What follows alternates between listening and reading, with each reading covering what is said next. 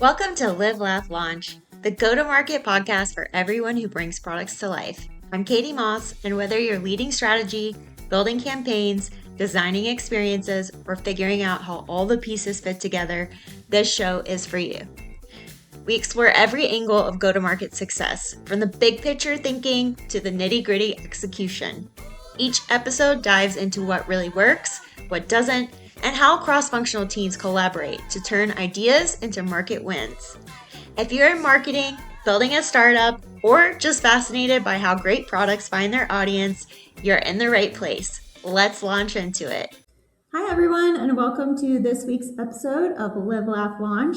Today I have with me Cody, LaHoste, and it's a very special episode because we are together in person in New Orleans, which is very exciting. So before we get started, let me just introduce Cody. He is the founder of BeamPath. It's a go-to-market consultancy for overwhelmed founders and executives who can't quite explain why growth keeps slipping through the cracks. After 15 years in engagements with 500 teams across industries and stages, from tech to manufacturing to beer and Red Bull, he kept seeing the same patterns in B2B companies. Revenue rarely stalls because of bad products or weak sales and marketing efforts. It stalls because of misalignment and broken strategic foundations, leading to buyer indecision. BeamPath's system bridges the gaps with a repeatable value story that survives internal translation from first touch to renewal. If you're on a leadership team and you're ready to save your sales by fixing hidden go-to-market gaps and handoff breaks killing deal flow, this talk is for you. So welcome to the podcast, Cody. All right, so Cody, welcome to the show. Thanks for driving in person to be here. Thanks, Katie, for setting this up. This is awesome. First in-person podcast appearance. So yeah, this is nice. Yeah, it's really awesome. And Cody, we have a lot to talk about. So you've worked with a ton of teams. I think I said over 500 across a range of industries, but it sounds like those teams often have very similar problems when you start to look under the hood. How do you diagnose those revenue problems, and what do those commonalities look like? Absolutely. Yeah. So early in my career, I thought that industry mattered more than it actually does. And don't get me wrong, there's differences, especially between B2B and B2C, product-led versus sales-led, etc. But all the time, fundamentals still apply. And the reality is that across organizations of different sizes, different stages, that those fundamentals are often missing, or they're outdated, or they're misapplied. So the surface symptoms you see keep repeating. And I've seen that across different teams and organizations that I've worked with throughout my career. Similar patterns across all of them, like long sales cycles, especially in B2B, stalled or no decision deals, leadership defaulting to doing more leads, better sales training, more outreach, build more features, instead of asking, why aren't we closing more and generating more revenue and hitting our targets? So what I do now is go through a deeper analysis with the executives through conversations with them, going through win-loss analysis, cross-functional reviews, and find that rarely is the issue product quality or talent or effort. It's most commonly value translation, breaking down among the different teams. So that value story, it makes sense in the room where it was created with those people, but it breaks down as it moves outward. And as companies grow, more people come in and touch it. So that translation layer fails between leadership to marketing to sales to the buyer, and gets worse over time as companies grow. More people touch the story. There's more interpretations of what that means exactly, what the value is. As maybe you've experienced before, a lot of your listeners I'm sure have, teams operate in silos a lot of the time. They don't always work together. So as that value story is delivered to the market and to buyers, prospects and customers hear different versions depending on who they talk to, when they talk to them, where they talk to them. And that confusion masquerades out there as choice. But that failure isn't really industry specific. It's story integrity in my mind. And when that value isn't there, you wind up with confusion across the buyer journey and ultimately lost deals or indecision on the buyer's part. Yeah, so buyer indecision is a huge problem for a lot of companies, and always really interesting when you do run those win-loss analyses, because it comes up more often than you might think it should or that it will. So what are leaders missing, and why does that indecision come up so much? Yeah, so it looks polite a lot of the times. It doesn't look aggressive. You'll hear signals from the buyer, things like, we'll circle back. Yep. We need to align internally. Let me take this back to my team, or just silence, ghosting. Rarely do you really get an outright no. There was actually a study done by the Harvard Business Review of over 2.5 million sales conversations. And they found that in B2B sales, 40 to 60% of deals end in no decision. 40% to 60% of winnable deals that the organization could have won, not to competition, not to missing features, to indecision. And that happens because in B2B, when those decisions are being made, the buyer is usually not just one person. It's usually a committee, and that's often led by a champion. So the issue that happens is they're unsure because they hear all those different versions of the value story. They can't explain it confidently to their internal stakeholders, and especially the why now piece of acting and buying that product or solution. So from a psychological perspective, you have this confusion, uncertainty, creates anxiety, it creates delay, and it leads ultimately to no decision. So the buyers, they're managing, their reputation, their credibility, career risk by buying something, especially if it's a high ticket item. Nobody wants to stick their neck out there and put something on the line, make the wrong call, and be seen as the person that did that. So if they can't clearly get the value from each touch point along the way, especially in a long sales cycle, and articulate that to their internal teams, then they just won't push it forward. Leadership misreads things like that because it doesn't always feel like rejection. It seems like maybe you still have a chance at it, pipeline still looks active, and activity sometimes even continues, but the momentum of it dies. So the assumptions become it's an issue of timing or budget or lead quality or skill of the sellers or marketers. And I find that buyer hesitation, indecision isn't hesitation, it's confidence collapse in the solution that they're buying. When they can't explain that value, it stops the deal ultimately. Yeah, that's so interesting, and reminds me of all the analyses that I've done over the years too, where I don't know if you've seen this, but sales is quite likely to just choose no decision as a loss reason, as kind of a cop out. And sometimes on their end, they don't dig far enough to understand what those drivers are as well. Assuming they're entering anything into the CRM in the first place. Oh, yes, of course, absolutely. So why does revenue stall if it's not weak sales, if it's not weak products? What does that typically look like outside of, maybe you need a better story? Yeah, so most teams I work with, they're smart, they're capable, they're well-intentioned, and in a vacuum, they can explain their product pretty well most of the time, which is what makes it so frustrating for them when they have these growth problems. Everyone's doing their job. Each one of these parts of the go-to-market system are doing their jobs, they're just out of sync. So the breakdowns happen when each team is translating a part of the value story that makes sense to them. But those stories don't necessarily line up into a cohesive narrative. The buyer isn't truly at the center of it all the time. You don't have the people that are creating the story sometimes talking to the buyer. And unless you have someone there that's like a product marketer, go-to-market strategist, that's owning the narrative continuity across the full journey, which, as I said, in B2B can take a long time and be nonlinear, it breaks and it doesn't travel across all of them. So that might look like in products, shipping new features without asking anyone and throwing that over. In marketing, promising outcomes that others maybe can't deliver on. In sales, emphasizing something that's not really the value point, or that, again, can't deliver on just to get a deal closed.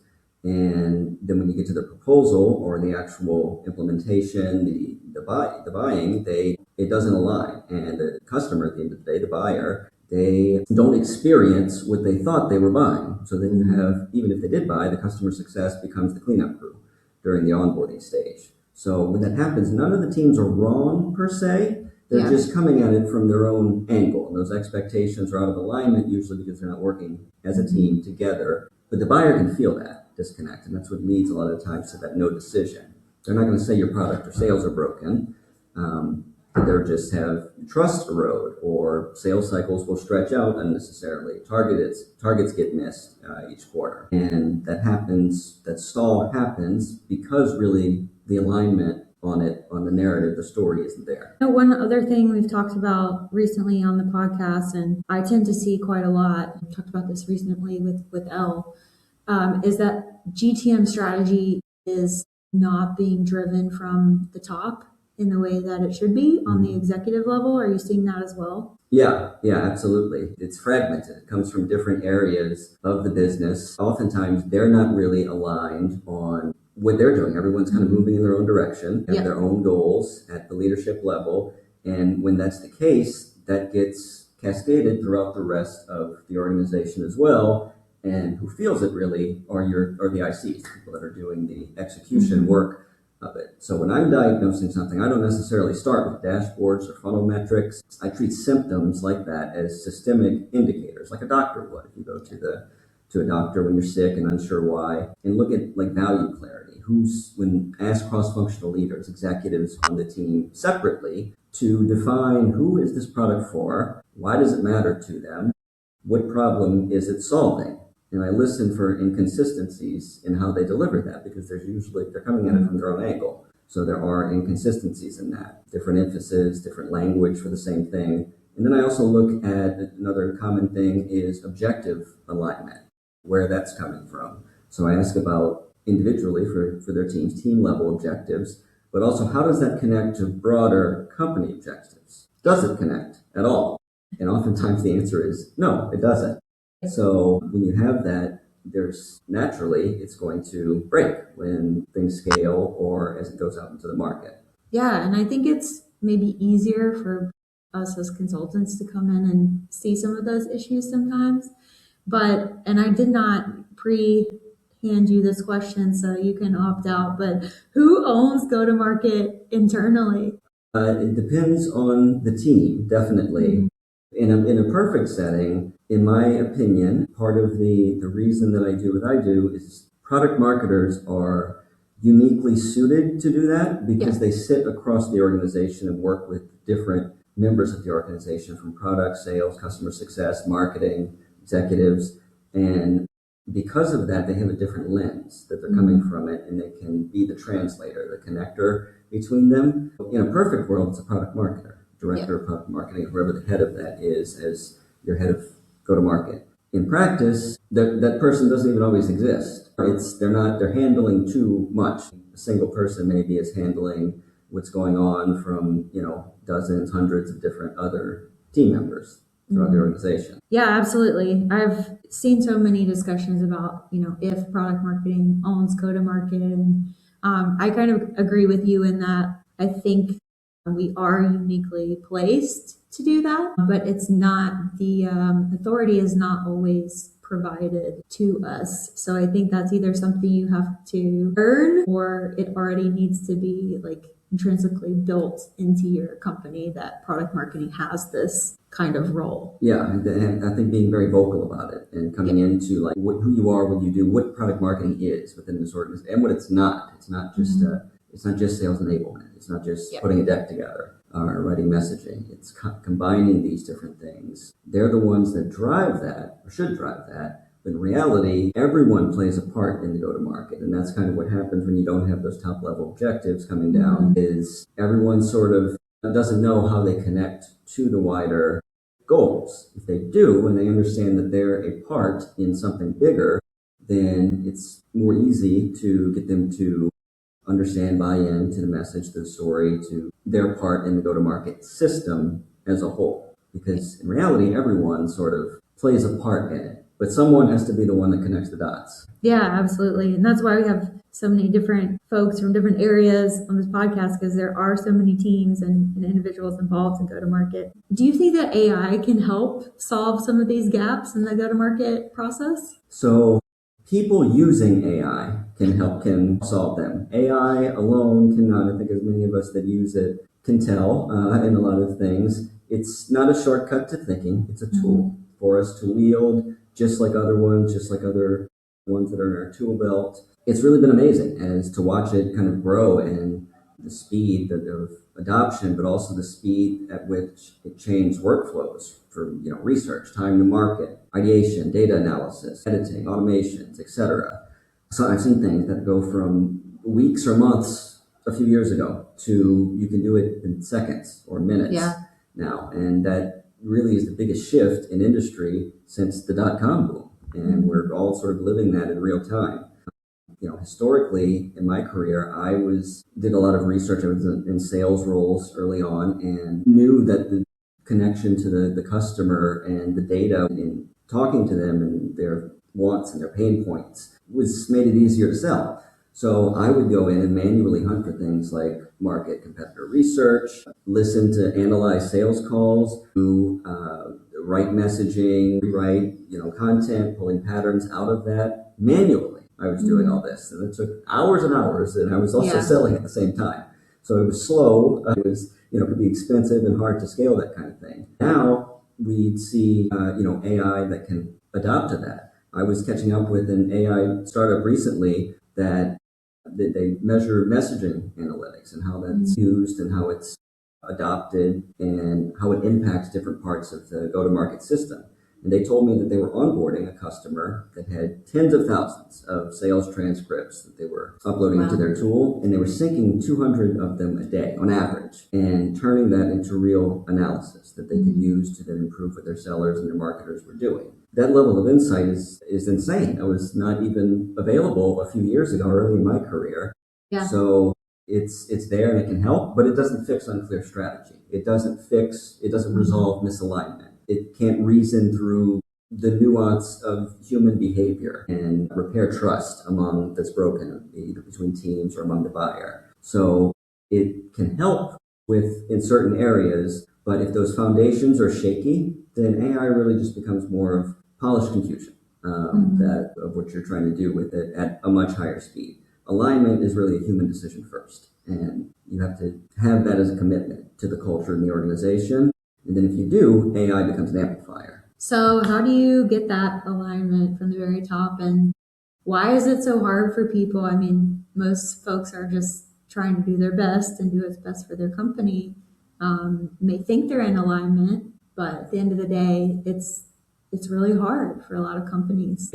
Drift isn't incompetence, it's entropy. That misalignment is a natural state that will happen unless it's actively managed. And like I said, the real cost is really looking at it through different lenses, different functions that have different incentives, different vocabularies, success metrics. They have different truths about what the goals and metrics and the story is for the products and solutions that they're selling. From a functional perspective, there's gaps like, Katie, you've been in marketing your whole career, right? So you and I can talk about conversion rates or keywords analysis and brand imagery and positioning, and we would understand each other and be on the same page. A salesperson or customer success or others aren't necessarily going to know that in the same way that maybe a career marketer doesn't know the finer points of what goes into a commission plan and how that impacts not just your work, but mentally how you go about your work. Extrapolate that to all sorts of product and customer success teams. So everyone has a version and a part of their story and how they drive to the goals in their organization. So when you're communicating, everyone hears the same story, but they're interpreting it through different lenses. And that's where the connector comes into play, because without a shared narrative, you get gaps in logic and meaning diverges in how you're selling and how you're marketing a product or solution. Effort doesn't fix that alone. You have people that are trying, but you're operating in silos. If you're not aligned, then that more activity is just going to increase the drift that's already there. So that's, again, why product marketers, GTM strategists matter so much, because they can act as those translators and connectors. Some folks don't understand that they are in misalignment. So how would you counsel them to go about diagnosing that? Yeah, so the first thing that I do, again, is look for language and how that's shared among them. What do they think is the problem? And usually, and individually, what do they think the problem is? Because they're probably going to have several different versions, and that's okay. The idea is to surface those things. And by asking them individually, leaders of the organization, because it has to start at the top, what is our value? Who is it for? Why does it matter? What does success look like? And without using AI or resources to answer it, just what is the value of what we're offering, and see what they say. And note that, and then come at it from the buyer reality angle. What do buyers say? What do they say in sales conversations? Are you listening to sales conversations and recognizing the patterns that come up? Are you using that info at all? A lot of companies aren't. If you do that, you have overlap, you have gaps and misinterpretations that arise. And then if you look throughout the customer journey, look at different areas where you're using messaging, whether in the sales conversations, website, campaigns, content, onboarding, you can notice what's at different points is emphasized, what changes, and what disappears entirely. And how does that line up with the original agreed upon strategy? So then it becomes an effort to get everyone, to help everyone see that at the leadership level by getting them into a room and talking through some uncomfortable things. And I think that's where a lot of the challenge comes in, is people don't want that uncomfortability. They don't want to challenge that, even at the executive level. But it needs to happen. You have to have those uncomfortable conversations. I've always found through teams I've managed, teams I've worked on or consulted with, or just relationships in personal life, that when you talk honestly about whatever those challenges are, it's a bit more effective way to solve it than just pretending that it doesn't exist or thinking that it's misconceptions or assumptions that it's something that it's not. So you have to have those hard conversations early and often, and then bake that into the entire system frequently through feedback loops. So you make sure that the story that you're telling at different parts lines up with what the strategy actually was in the beginning. That's so interesting. Similar to what I have done for gap analysis, coming in as the first product marketer, I ask each executive stakeholder, what are their top wishes, what are their top challenges, but everything's anonymous. And then I put all the data together and kind of share it and see where is everyone on the same page and where is everyone not, just to get that conversation flowing. Because when everyone has their own objectives, it can be really hard to say, we're not going to focus on your objective right now. We have to focus on these three this quarter or this year or whatever that is. But I think that's a brilliant approach to get those kind of conversations started. And it's interesting because it may be easier, again, for someone coming in externally to host those conversations as well. I think so. I think that it is much easier, I found, coming in from an external angle, because you're outside of it. And then you also surface, we talked about industries and things earlier. When you're close to it, a lot of times, if you spend much of your career in the same industry, in some cases, older industries and things people have, you get attuned to it, and you get kind of blind to what's going on, really. And that's where that being industry agnostic becomes a strength, because you come in and you see something and say that, why is it this way? And then of course it's just how the industry does it. But you break it down with them and you go through some of these things, like you just said, asking them questions anonymously, and not saying who answered what, just let's have a conversation about it. And you see that there's these misconceptions and there's these gaps that we can solve this. This is fixable. Yeah, absolutely. Love that. And I love the industry agnostic piece as well. Of course I would be a huge proponent because I've worked across industries, but I agree with you. People get very stuck in the way they work, and it's hard to not be blind to, the patterns in your own organization or your own industry. So we talked about kind of the value proposition, the one story to rule them all. So the one story that buyers get, and obviously we want the whole organization to understand that, take that in, and then be aligned on it with everyone else and not have their own version of it and not have creep across the different parts of the organization. So how do you stop that internal shift across teams as they each have their own sort of ways of approaching how they tell the story? Yeah, so it starts generally upstream. It's just felt more acutely downstream, or at the execution level with the ICs. By the time sales and CS, customer success, feels that the damage usually done earlier in the process. And enablement doesn't solve it alone. Training doesn't solve it alone. Having scripts, if the leadership team isn't aligned, and going back to sort of aligning them around few core areas of where those gaps show up. And it can be in different areas of the market. I always say, think of it as the gaps, because sometimes I find that a company has their ICP nailed or they have their positioning nailed, but something breaks between that and how you talk about it, how you talk about it in your messaging, or how the knowledge that you have about your customer and how you carry that over into the actual growth channels that you try to use where they actually are versus just spaghetti at the wall approach. So being really clear on that at the leadership level and aligning on ICP and positioning, in my opinion, are the ones that are most commonly where it breaks. Not the only one, but that's most commonly. And if that happens, everything else becomes harder downstream of that. And if not, if that is strong, if that is really locked in, then it's the opposite. Everything else, your offer and growth channels and things, if you're aligned to that, it's easier because it's natural. It flows down. So thinking about it from that perspective, and also as you're breaking down and having these conversations with executives, having this cultural truth with them that it's regardless of whatever your individual goals are and that you're moving towards and what you're tracked against, we're one team that's moving in the same direction. And we have those bigger company goals. We're moving towards that. So how do we get there? And making sure that everyone understands, again, their place in the system and that they know how to act and why it matters to them. How to stop the drift, I think of it as applying PMM skills internally to an organization. We know about the value of the story and the customer and knowing the customer's pain points. So treating internal teams like customers too, right?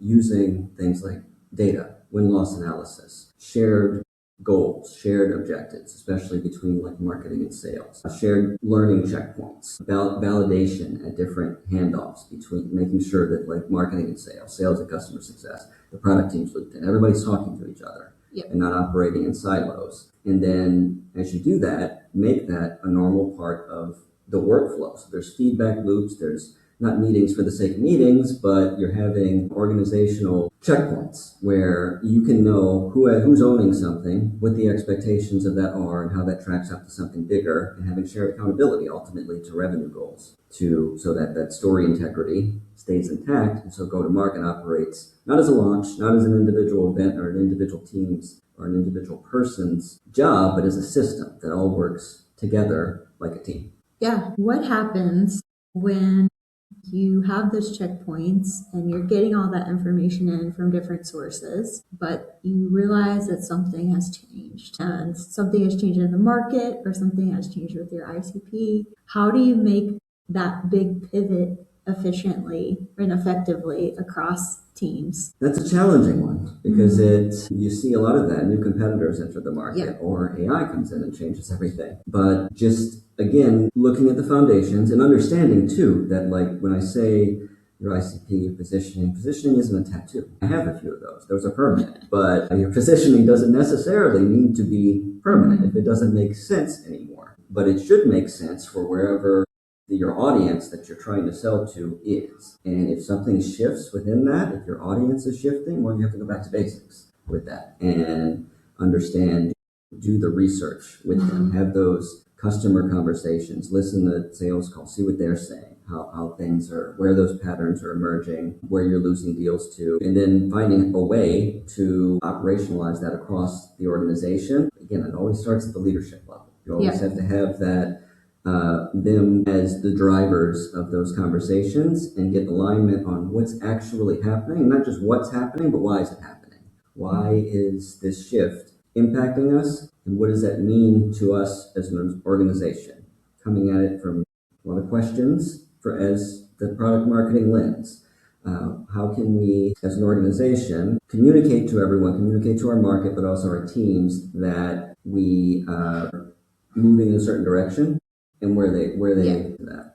I asked that very hard question because I've seen that happen, and where sort of the messaging positioning is maybe are well defined, and then something occurs, and then things get like very messy, right? But you have to be prepared for that, and you have to have like a post-launch ongoing plan of how you implement these things. across teams, or you're just going to like get things bolted on in a way that people will forget, or they'll, maybe they're out that week. They don't hear about the new competitor, or, some messy things can happen when you start to pivot like that. So I think that's where including too customer success into those. We talk a lot about sales, product marketers, product and product market fit, and the relationship between all those groups, and that's important. But customer success too is right there, because it doesn't end at the sale, right? The idea is that they stay. So how does that affect onboarding? And then as they're having conversations with the customers through upselling or cross-selling or renewals, what do those look like? What do the best customer conversations especially look like? And having them as part of that, you can ideally get ahead of those things happening, or at least on a bigger scale. Yeah, for sure. I think customer success is such an underrated partner for product marketing or anyone involved in go-to-market for that reason. And yeah, we talk a lot as product marketers about interfacing with sales, but I don't hear as much about customer success. Everyone plays a part. They're just as important as anyone else. Exactly. Thank you for all of this great information. It's been super helpful. We talked a little bit previously about you starting your own consultancy. I started my own consultancy as well.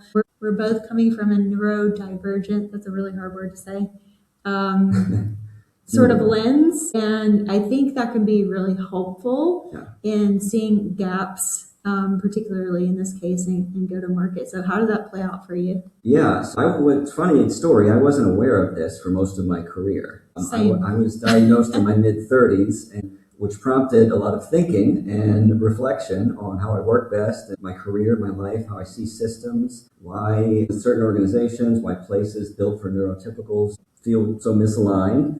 It has been a big part of my journey as an entrepreneur, has been understanding that about myself. So I've always noticed, like you said, those connections between patterns that weren't there, that others maybe aren't naming, connections between things that seemingly are disconnected, and sort of asking why that's the case. Those connections or connecting things like that sometimes, like different areas of the go-to-market, for example. Why do we come in and I worked in an agency setting, and you say that you have a lead problem and you just want more campaigns and you want to add more ad budget or events or whatever channel, but then I ask what the strategy is, and we don't have really any sort of strategy notated down to actually why we're going to do that in the first place. So to me, that's an obvious connection that should be there.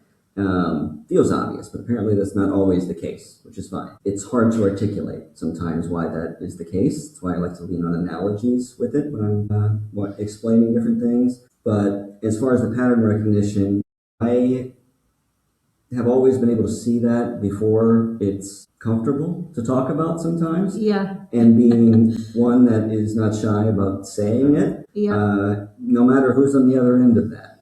And that can go different ways, but as long as you come from a professional, respectful way, it earns trust and buy-in from different stakeholders that you're talking to. So I built confidence really in doing that, and with teammates and clients, talking to other leaders, executives about that, because I recognize that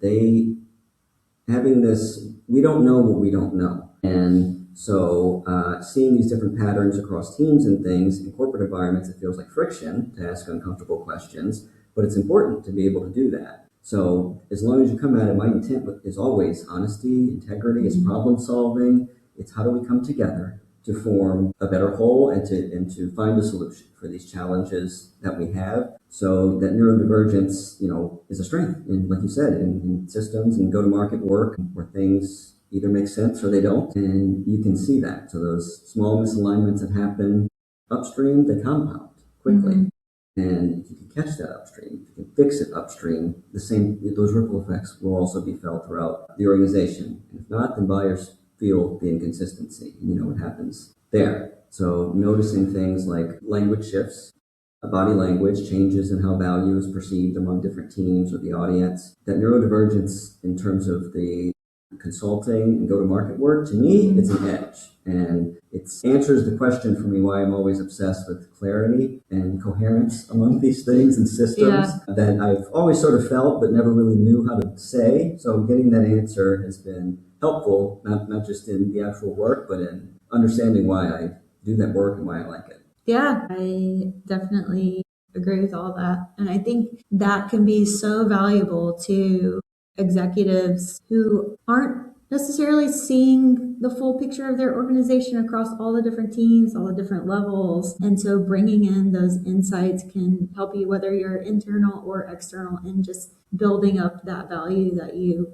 provide. Absolutely. Awesome. Well, I think it's time for us to wrap up. Can you let our listeners know where they can find you? Absolutely. You can go to my website, learn more about my work at beampath.co. Best place to find me is going to be on LinkedIn. I'm there all the time, posting, commenting. You can DM me on there. I have a YouTube channel also coming out soon at Cody Beampath, and LinkedIn at Cody LaHoste. Come talk to me. We'll talk about go-to-market. Awesome. Thank you so much again, Cody. Thanks, Katie. Appreciate you for having me on.